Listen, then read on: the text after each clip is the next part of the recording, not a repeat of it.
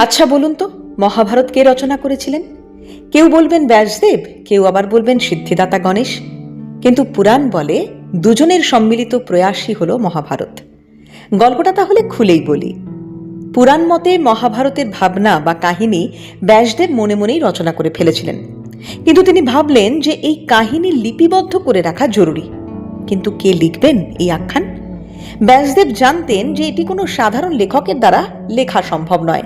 তিনি ব্রহ্মার শরণ নিলেন। ব্রহ্মার পরামর্শে সিদ্ধিদাতা গণেশ কলম ধরলেন। তবে গণেশ একটি শর্ত দেন। শর্তটি ছিল, তিনি লিখতে আরম্ভ করলে তার কলম থামতে দেওয়া চলবে না। ব্যাসদেবও পাল্টা শর্ত আরোপ করলেন। তার শর্ত ছিল, কোনো শ্লোকের অর্থ না বুঝে গণেশ লিখতে পারবেন না।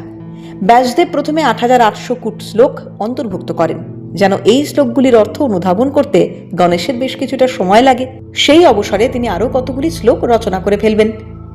উভয় পরস্পরের শর্তে সম্মত হলেন। শুরু হলো মহাভারত লেখার কাজ। গণেশ খুব দ্রুত লিখতে পারতেন। উদ্দেশ্য প্রণোদিতভাবে কিছু জটিল বাক্য রেখেছিলেন ব্যাসদেব। তা লিখতে গেলে গণেশের বুঝতে সময় লাগে, ফলে ব্যাসদেব শ্লোক তৈরি করতে খানিক ভাবার সময় পান। এইভাবে লিখতে লিখতেই হঠাৎ গণেশের কলম একবার ভেঙে যায়। কিন্তু ব্যাসদেব বলা থামান না। তাই উপায় না দেখে সেই সময় নিজের একটি দাঁত ভেঙে তা কলমের কাজে ব্যবহার করেন সিদ্ধিদাতা। তাই তাকে একদন্তাও বলা হয়। এইভাবে মহাভারত রচনা করতে প্রায় ৩ বছর সময় লেগে যায়। ব্যাসদেব প্রথমে অধর্মের বিরুদ্ধে ধর্মের জয়সূচক এই উপাখ্যান ১,০০,০০০ শ্লোকে রচনা করেন। সবশেষে তিনি ৬০,০০,০০০ শ্লোক সমন্বিত এই মহাকাব্য রচনা করেন।